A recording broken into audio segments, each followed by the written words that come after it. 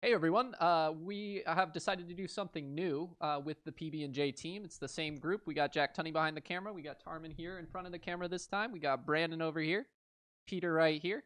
And what we're doing this time is something that we have working title are calling the brown bag politics. And the point of this is to try to define politics for you guys at home. Kind of like a political science type thing. Some That 101 level stuff. Just yeah, well, 3-on-1, but I said 101. yeah, no, I heard 1-on-1. But yeah, we're just gonna try to define politics for you guys. We're gonna do a couple episodes of this, independent of the PB&J podcast. We'll still be doing the PB&J podcast, but we think this is best in this time period right now when things are, a little uncertain. A little uncertain. I'd put it that way. Yeah, that we thought it was the appropriate time to try to describe to you guys what politics is, where it comes from, how it functions, and we're going to do that over a series of episodes. But for this episode, we're just going to start with a definition of politics, a basic definition of politics, and then predominantly talk about power and authority. And that's what we're going to do for this. So I'm gonna hand it over to Jack Tarman, who's going to define politics for us. Yeah, so the biggest thing with politics and defining it is there's multiple definitions, but we found one from Danziger and Smith's Understanding the Political World that we think Great book. best fits our understanding of politics. The best way is to define politics is to say that it is the process through which power is used in the promotion of certain values and interests.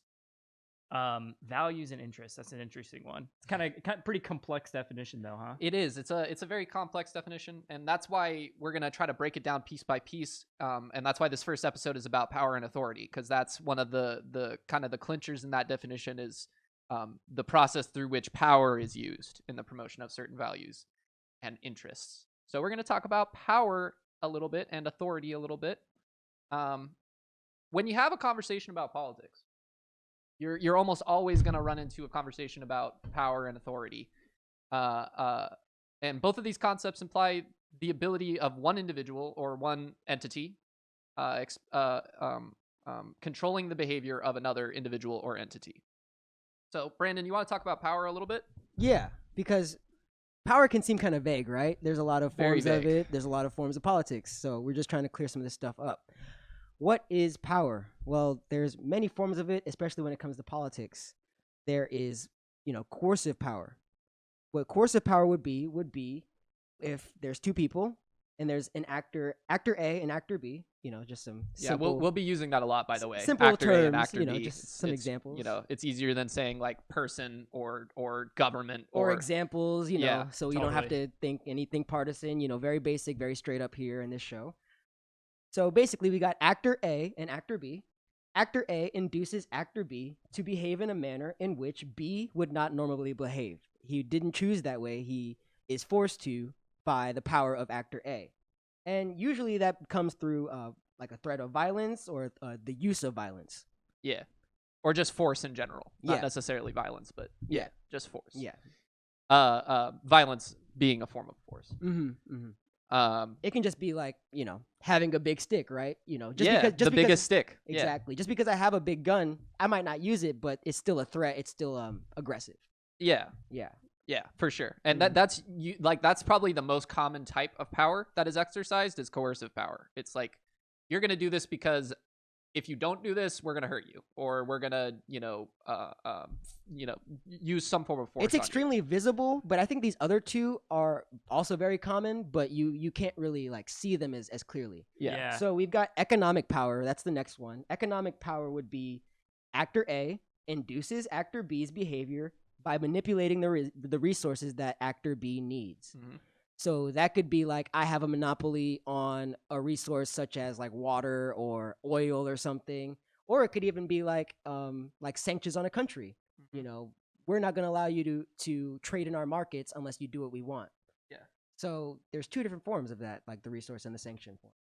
Or if you take it into more simplistic, homebody concepts, economic power in the household, for example, you have to do your chores or else you don't get to play video games. Mm-hmm. You won't get your allowance. Yeah, exactly. Yeah. So it's a threat of force, but the force is, will I be able to eat? Will I be able to pay rent? Economic needs, that sort of thing. Definitely. Yeah. Yeah, that I agree with you. I said coercive power is like, the most common. I think all of these are pretty common. Mhm. It's just coercive power is so out in the open. Yeah. It's like very, very, very visible, very like seen. Yeah. That's like, Especially when you're thinking about the police or something, right? yeah. Or like when a bully comes up to a nerd and says, "Give me your lunch money, punk," and raises up a fist. Like Yeah. the whole schoolyard's gonna see that. Yeah. And I think It's a good example.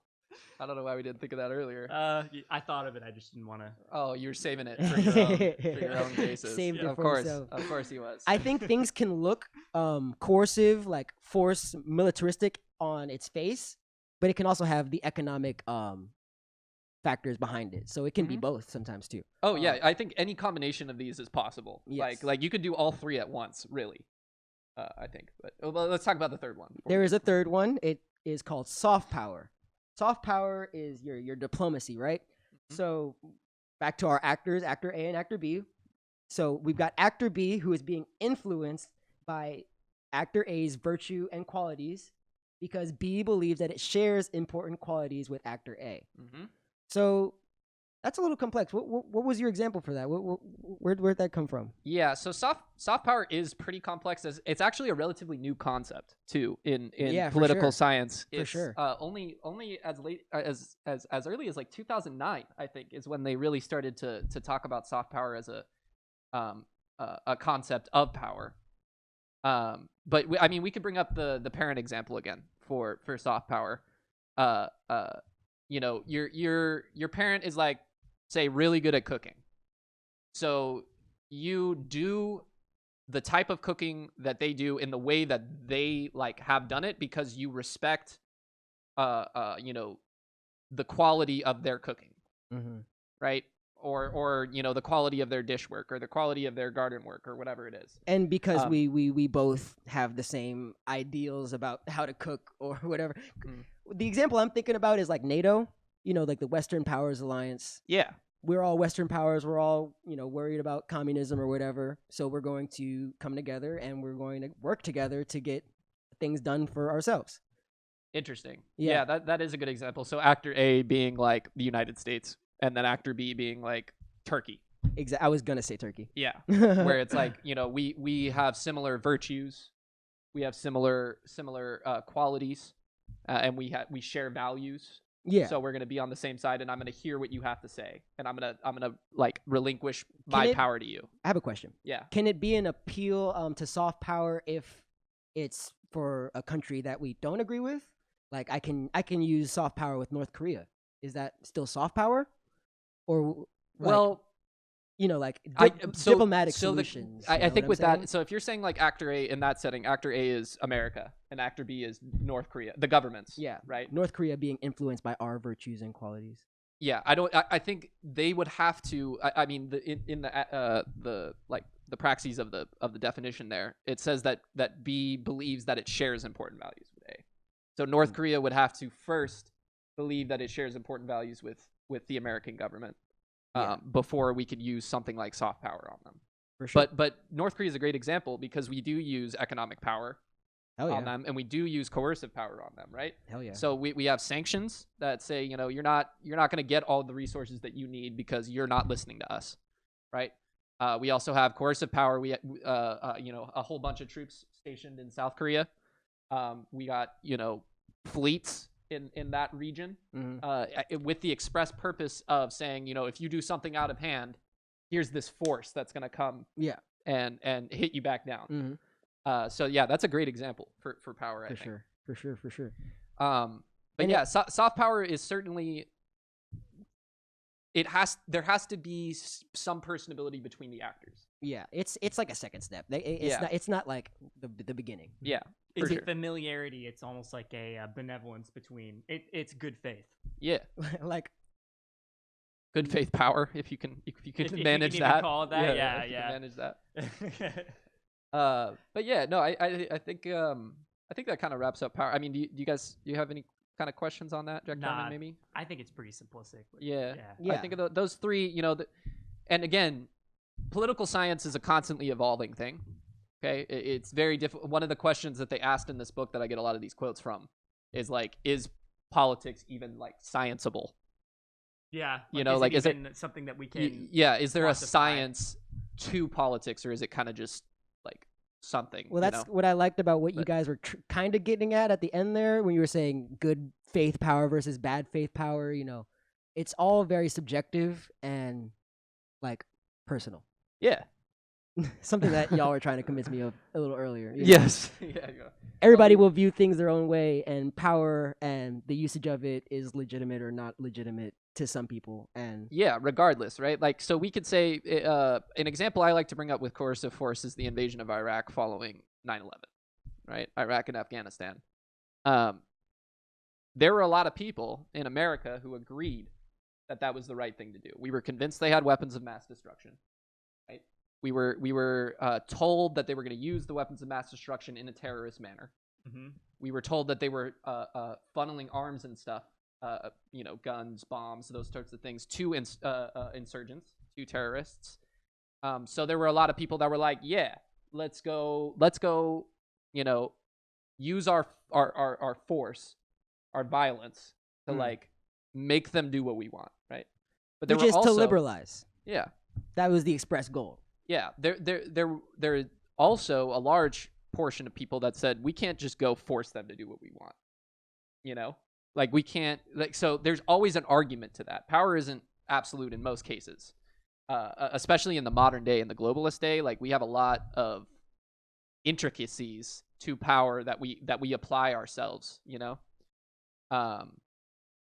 but yeah, I think there's always kind of going to be an argument, always going to be a back and forth about whether power was justified, legitimate. Yeah, that, I think something we're going to get into when we start talking about authority, which is the next segment, is like jurisdiction and whether that person or law or tradition or famous figure, like, do they have a right to like use that authority. Yeah, like is their authority a good use of the power, or is it not? Yeah, for sure. I think that's a good segue. So I tried. I tried. what is authority is our next segment. And I'm going to read this part because I think it's important, and I'm going to read it twice because it's a little confusing. I hope that's okay. It was confusing to me. I think I have a way I can simplify it. Well, I'm gonna read it first, and we'll see if you can simplify it instead of me reading it second. Okay. Cool. So, and this is again from the book, from Danziger and Smith's Understanding the Political World. With authority, and we're talking about actor B, actor A. Actor A is the influencer. Actor B is the receiver of said influence. Okay. With authority, B's compliance in an authoritarian relationship with A is not based on power. B behaves in a manner consistent with A's demands on the basis of authority when B willingly accedes to what A wants because of B's belief that A has a legitimate right to demand compliance, that it is the right thing to do. Yeah, so I think bringing up an example is probably the best way to simplify this, right? So say, it's 2:00 in the morning and, you're on your way home or you're on your way to whatever place. There's no cars, but you stop at a stoplight because the stoplight is red and you give it that authority. When the stoplight is red, that means you don't continue on forwards. There's nobody there to exert their power upon you. There's nobody there to observe whether or not you stop at the stoplight, but you're stopping there because you believe that's the right thing to do. It's the safe thing. You're protecting lives of others, right? Yep. Yeah. So yeah, that's a good explanation. I think it's super important to understand here the difference between just power and authority, and because how are they different? Like I'm still like so like lost over this. Like when you say authority and power, like when your example about the red light would have power over people, like because if I don't follow, there's going to be consequences. If you're right? unobserved, right? If there are no cameras, if there are no police officers, if there's no one there to witness you do it, and you still stop at the stoplight, that stoplight has authority, whether or not it has power. So you have to choose. Okay, this is the concept that I think is most important. Because it says actor B has to willingly choose to do what actor A wants without the threat of power. That's not always the case, but they have to be willing to do it.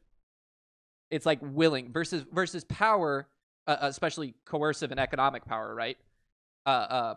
Like they're being forced.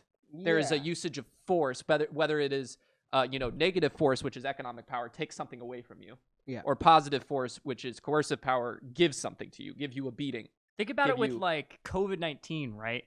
Like those lines that you see at supermarkets or when you're out and about that says 6 feet, please. There's nobody that's going to, come out and be like, hey, you need to leave the store because you're not right at the line. I don't know if that's true. Well, yeah. Depends on what state. But you're going to follow that guideline because you don't want to get other people sick. You don't want to risk transmission, right? Sure. So you're giving those lines authority. Or Okay. wearing a mask up to today, actually. Yesterday. Yeah, was not mandated by law. You don't have to wear a mask. Nobody's telling you that you have to. But you're going to wear a mask when you're out and about on your business because that's the right thing to do. Because you think you're giving that authority. You're giving that mask wearing thing authority. I guess I'm just getting stuck on not based on power. So what I'm getting now is that authority itself is valid. Like the red light is valid because that's just what we believe. So how do we break that down? Like what are the steps? Like authority, but how is it separate from power? Yeah. So, Like why would I follow authority if there's no power? Explain that. you wouldn't necessarily, right? There are certain instances in which you would not follow authority if there was no power backing it up. However, authority does not necessarily mean that there is power backing it up. So, like, they're not mutually exclusive, but they also don't go hand in hand every time.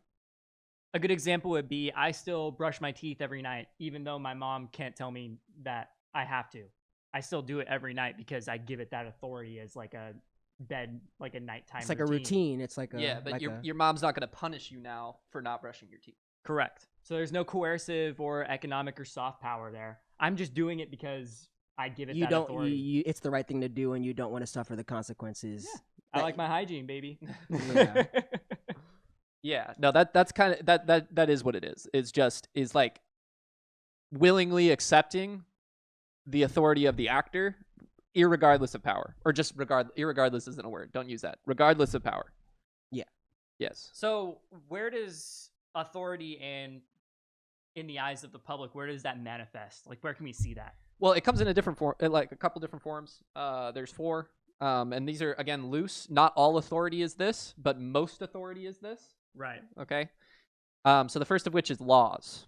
And we're getting into actor B, actor A here. I mean, we know it's like a little troubling, but it's just it's the best way to do it. It's the least confusing way to do it. For sure.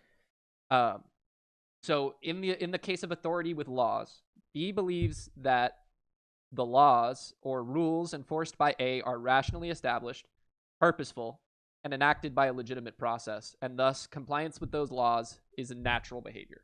Like killing people, we don't want to do that. Like murder is just generally bad. I don't think I would say 99% of the world's population would agree that murder is pretty bad.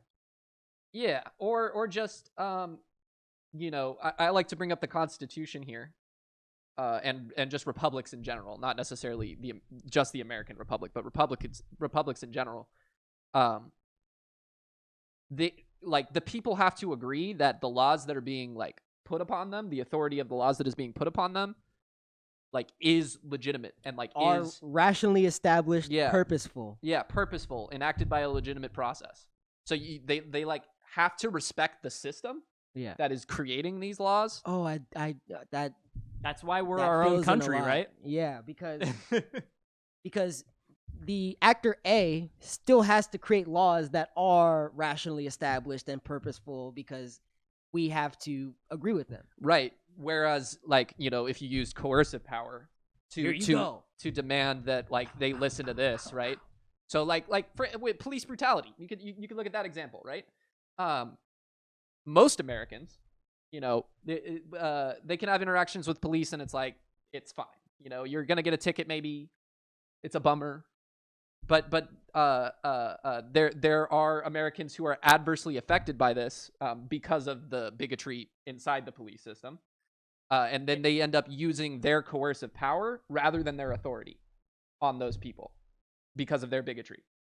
Yeah. right? So like rather than just say like I have the authority to do this because laws back me up, Yeah. and you have to respect the laws, like they bring out the gun, Mhm. you know what I mean, or the baton, and then suddenly it shifts from authority to power. Yeah, and it loses its legitimacy. Yes. Because it's like, wait, you're not doing this right. You're not following the protocols that we've set up as a society. Yeah.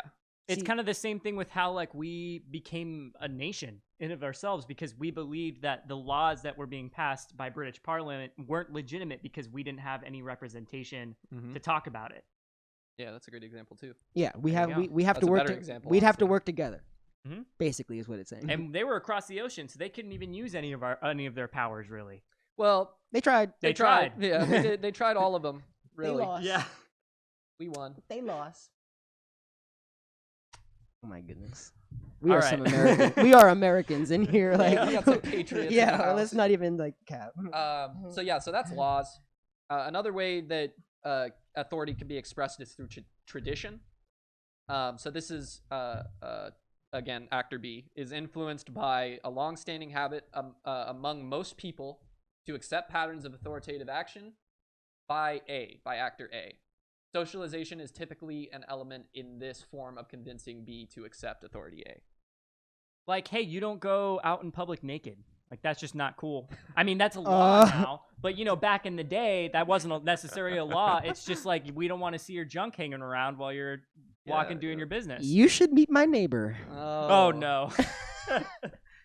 Not kidding. Yeah, I'm sure you're not. Yeah, no, that's a good example. I also think, like, religion. You Just know? in general. Yeah, just like- tradition in general, yeah. Yeah, like religion is actor A. So say religion is the religious institution is actor A, actor B being the follower of said religious institution. They use traditional power or traditional authority by, you know, socializing them and saying, you know, this is the way that we conduct ourselves. We are take Catholics, right? Catholics are like, we forgive. Or you pray every night before bed. That's a long-standing habit, right? Something Yeah, I'm thinking that's a about that we tradition. didn't talk about beforehand is like arranged marriages. Like Sure. socialization is a huge part in trying to convince people that it's still a normal thing to do and that kind of thing. And you know, it is normal for some people. Right. And that kind of led me to thinking that family politics is still politics. You know, the politics Absolutely. of trying to It's I would keep say your politics, family together. You know, Politics is actually a macrocosm of the family unit. There's power and authority that is you know, shifted from certain individuals to other individuals within the family unit, depending on the situation. And the same is true of politics, I think. So yeah, you could. I think it's the other way. Sorry, the family unit is a microcosm of politics. yeah. For Yeah. sure. That's why it makes it such a good example. Yeah, that's why we brought that up like 3 times. But yeah, like tradition is, you know, and you could even say that in this country. Like we have a tradition of having peaceful transitions of power, right? It's like it's a not long-standing habit. yeah, it's not like necessary, right? Like it is necessary to the forwarding of democracy, but Yeah. it's not inherently a necessary part, right? It's just something that we have the tradition of doing all the way back to George Washington giving up his power, John Adams giving up his power in the election of 1800. Say what you said about them standing next to each other. In the election of 1800 when I was talking to you about that earlier. It was really beautiful. Yeah, so there was a congressman on January 6th, and I forgot who it was, which is a bummer, but he was saying that before the events of the Capitol insurrection, that he was going to talk about the election of 1800 and how important it is to American history. So this is our 3rd ever election. Right. Okay. It was the first election no, with 4th. I'm sorry. with political campaigns. John Adams, they like, went Aaron across the Burr, country. and yeah, they campaigned door to door. It was a whole thing. Yeah. Big deal. And you know, a lot of us know how that turned out. Obviously, Thomas Jefferson ends up winning, and after it goes to the House of Representatives because there's an electoral tie between him and Aaron Burr. This is all semantics. But John Adams was a one-term president, and he had the desire, as any one-term president does, I'd imagine, not all, but most, to continue to be in the office for his full 8 years, as Washington did. He wanted to do the same, you know. He was really unpopular. He kept us out of a war with France that everyone wanted. And he lost the election. It's a bummer. But when he lost the election, he didn't, say the election was a fraud, for an example. He didn't, try to like stay in the building or whatever. And he got up the morning of January 20th and he left the White House. And he went back and he lived on his farm for the rest of his days. And he held no political office ever again. Yeah. That's important. That's tradition. That's America saying to the world, we will not be caught up in the petty power disputes. It's a very powerful authority. Yeah. The only reason we keep doing it is that we do it. Yeah, it's that we did it. But I mean, I think it goes back to the first time it happened when George Washington said he wasn't going to run for a third term, and he stepped down, and Thomas Jefferson and John Adams tried to become president. John Adams became president. George Washington stood right next to John Adams as he was sworn in, and that's the first like truly peaceful exchange of power, besides father to son in monarchy, that has ever occurred. And it's I mean, I think it's beautiful. So that is authority by tradition is what that is one of those things. The American tradition. Yeah. So the next authority is charisma. This is a fun one. Yeah. Charisma says that again, actor A, actor B. B accepts the actions of a dynamic leader whose personal qualities are so extraordinary that the leader wins B's trust and unquestioning support. Again, this is like essentially an extreme form of soft power. For examples, I'm thinking like it's kind of tough to bring up newer examples because charismatic is such a biased form. Like, you can think that something is completely charismatic while another person think that's completely ridiculous. Yeah, it's very, very subjective, right? So I'm going to bring it back. When I was a kid, what we do here is bring it back. Yeah. Back. I'll bring it back to the days of being a kid, like Sesame Street. I think I would listen to anything that the Cookie Monster would tell me to do. And Cookie Monster, luckily, is telling me about the alphabet, so it's great. I'm like, oh, yeah, A is for apple. Hell yeah. But, if Cookie Monster stood up there and said, go steal from your brother and slap him in the face, I would have totally done it because it's Cookie Monster. And he's great. He goes up there and he goes, oh, cookies. And he goes, and then, he's awesome. So as a kid, I would totally go do that. The Cookie Monster is telling you to go storm the Capitol. That's good. Would you? The Cookie Monster said that? Oh my God, if it's the Cookie Monster? Dude, how can I refuse? That dude is honestly just the G. He's so charismatic. Yeah. I would do anything he's... Yeah. I mean, I think another example would be like a cult leader. I don't know if people saw Waco. I know Brandon here is a big fan of Waco. That was a great show. Good. But in that show, there is a cult leader who he wins authority over his people by being charismatic, intelligent, eloquent, right? They believe him because he's so charming. He's charismatic. Yeah. They believe he's right. And that's obviously a negative usage of authority, but we don't have to get into all that. But I think a great quote was that there was a guy who was like, bro, I'm not even religious. I listened to this guy speak once, and that's now David Thibodeau. And now here I am on this freaking resort or whatever, David Thibodeau, who is one of the survivors of the Waco incident. Like, that's charisma. That. Yeah, that's charisma. Because he's like, I don't even believe in God, but this guy's so like, he must have something. Yeah, it's crazy. But yeah, that's another good example. I think Tony Fauci, if you want to look for a modern example of charismatic authority, this is just we trust this person, right? Most of us anyway. We trust this person. Because he's given us a reason to. Yes. And that's again the difference between power and authority is they have to give a reason for us to give them authority. Whereas good point. with power, they don't really have to. They're just gonna do it. Yeah. Like Tony Fauci's charisma, sure, it's his talk and his walk, but it's because he's studied these things for 50 years or however long. Yeah, and he's been in charge of pandemic or what do they call that? Pandemic response. Something like that. For a really long time under several presidents and so that like he has like a charisma element to him that wins our trust. Um, yeah. I guess we can move on to the last one, unless if anyone has anything else to say on charisma. Let's run it. Not bringing up Trump. He's gone. Yeah, so the last form is the contract. So acceptance of actor A's authority is based on B's belief that there is a contract between A and B in which A enforces a social order that protects B's interest. So a good example of this, it would be like when A's like when actor A is the state, right? Like it's the government. They say like a broad version of this would be like a social contract. John Locke, Thomas Hobbes, they talk about that. But you know, there could be even minuscule versions of this. You know, like a landlord and a tenant.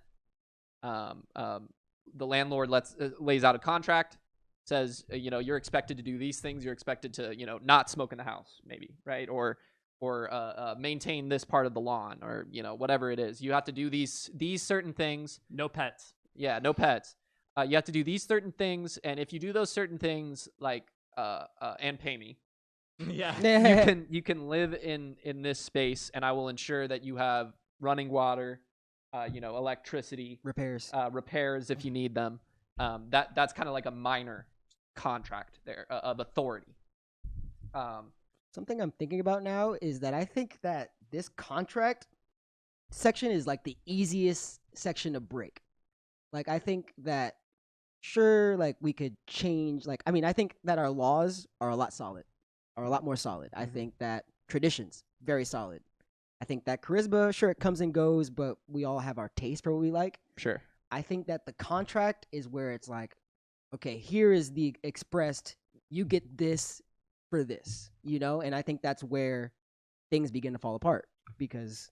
Well, I see what you're saying, and I think it's because, to be quite honest with you, contracts it's pretty clear cut what's going to happen when you break it.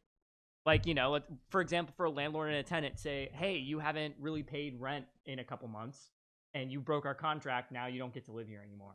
Or between... I'm going to turn off your water. Yep, exactly. Stuff like that. Yeah. So it's more clear cut. It might be easier to break than a law, for sure, but the punishment is a lot more concrete in a lot of cases. I think the response more so than the punishment. Yeah, the response. That's what I mean. Yeah. Yeah, the contract will be broken, for sure. Yeah, but I'm looking at the contract between a state and the citizen. Like,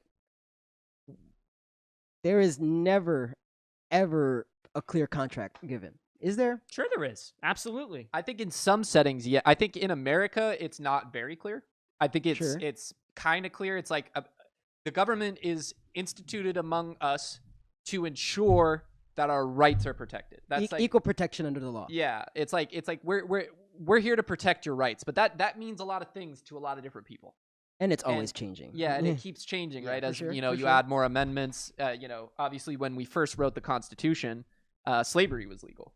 Facts. And then you had, you know, the 13th, 14th, 15th Amendment, the Civil Rights Amendments, that changed that. Yeah. But I think things have been added to make the social contract a lot more clear in that regard because, you know, you pay your taxes, you get to go to public school.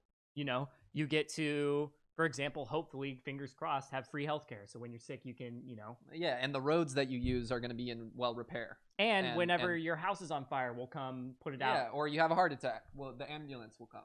Exactly. That's the contract. Yeah. That's the contract. And it's also, as you said, kind of the judicial side of it, which is, you know, if your rights are infringed upon by any individual, We got you, the government is going to come and protect you. We'll at least have a system there that can try to protect you. At the very least, try. Yeah. I what I was trying to say about the easiest thing to break, I think that everything we're saying is correct. You know, great points all around. I think that the risk is when, sure, I pay my taxes and I want to go to public school, but all the public schools are shitty in my area, right? Right. So it's the social contract isn't being broken, but it's like I'm getting a bad deal. Yeah, so there are certainly failures of social contract that can exist before it is like broken, right? Exactly, and I think that some people might think that that's boom, line crossed. I'm done. Uh-huh. I'm no longer giving them any authority. And meanwhile, some people might have a different line. So I think that I don't know exactly where I'm going with that, but you see what I'm setting up. Yeah, I think I see you. I think what you're trying to get at is that like in a contract, there are people more willing to accept the rules of the contract than others. There are people who are more willing to accept the failures of a contract. Yeah, than give it a others. little more breathing room. Certainly, and I think for sure. when we talk about stuff like this, there's a lot of black and white, right? We're like, hey, this is power, this is not power. This is authority, this is not authority. This is good power and bad power. Yeah. In reality, there's a lot of shades of gray in this. We're just trying to keep it straight to the best of our ability. Just so that it's clear to people like what the definitions mean, how they act. We want you guys to pick up these concepts so then you yourself can subjectively determine what is good and bad power. We're giving you the definitions and then you get your perspective. Exactly. We have our own ideas of a contract. Like, I have my own ideal. He has his own ideal. Jack Tarman has his own ideal. And, yeah, tons of subjectivity. You'll never get away from it. That's one of the, when we were having our little argument before the show, that's one of the things is that there is subjectivity, so much subjectivity in reality that, you'll probably never get everyone to agree that one person has charismatic authority, right? You're never going to get 100% of the population to think that. You're never going to get 100% of the population to think that the laws that have been instituted by, whatever actor it be it a state, a federal government, are legitimate. You're not going to have 100% of the population. So you'll always have the subjectivity of individuals who don't believe in certain authorities.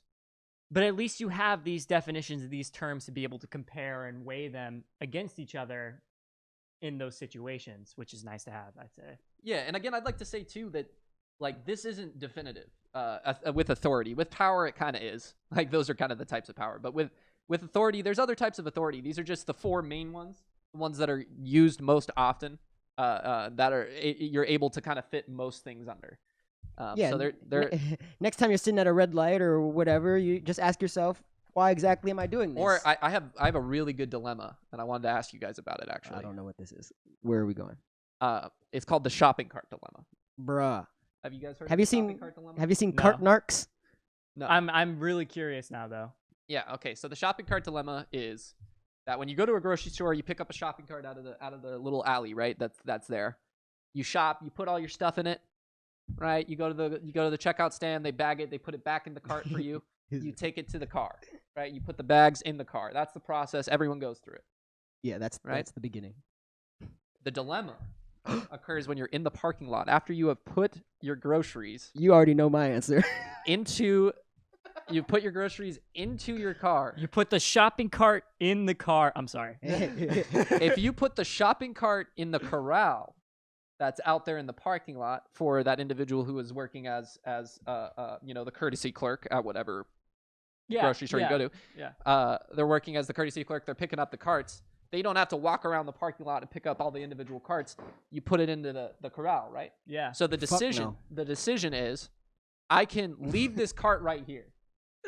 Get in my car, drive away. There's no consequence, right? There's no power is being exerted. I would say soft could be exerted.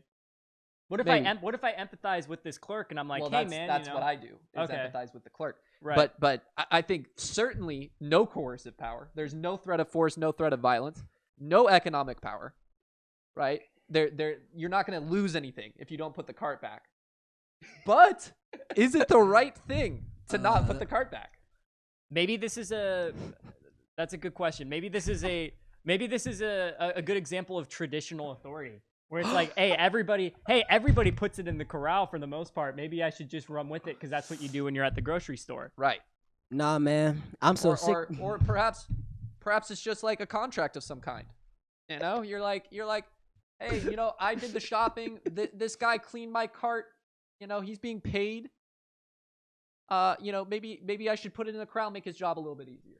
Oh, for sure. Just things like that. I think it's interesting. So what's Nah, man. I'm so sick in the head. I don't even use the shopping cart in the Walmart. I don't even. You just hold. I be walking through Walmart like this. It's real bad. So wait, real finalizing bad. question. for power versus authority, right? So why are those two differentials important? Like, why is it important to separate authority from power? Excellent question, Jack Tarman. I think that it is important to differentiate, because power is okay. So number one reason, power is used like, very what's the word? Liberally, Yeah. right? Yeah. Like, a lot of people use the word power not thinking about the actual definition, not thinking about the actual push and pull of what power is. I think a lot of people misconstrue power with power and authority. I Like- see. Like me. They say power, but what they really mean is authority. Or they say, power, but they're not like consistent with the type of power they're talking about. For sure. So my goal was to just, I guess, educate yeah. in the best way that's possible to show the differential. The second thing is that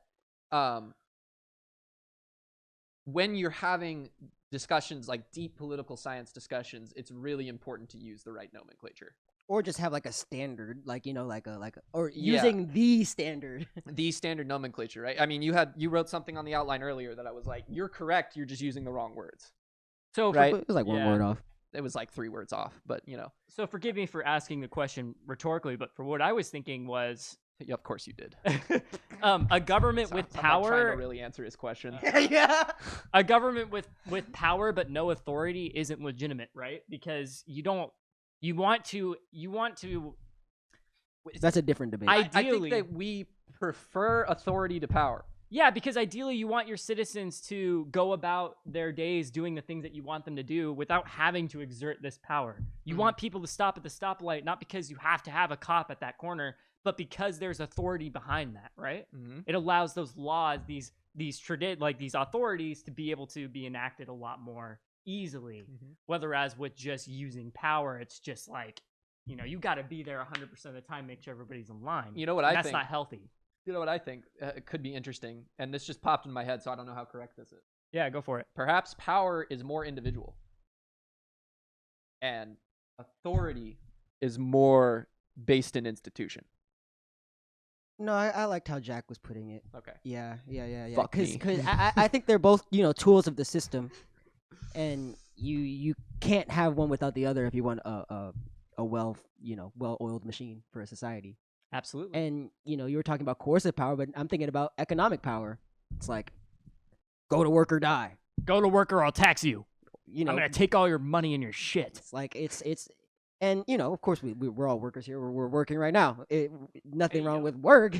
It's that there can be incentive.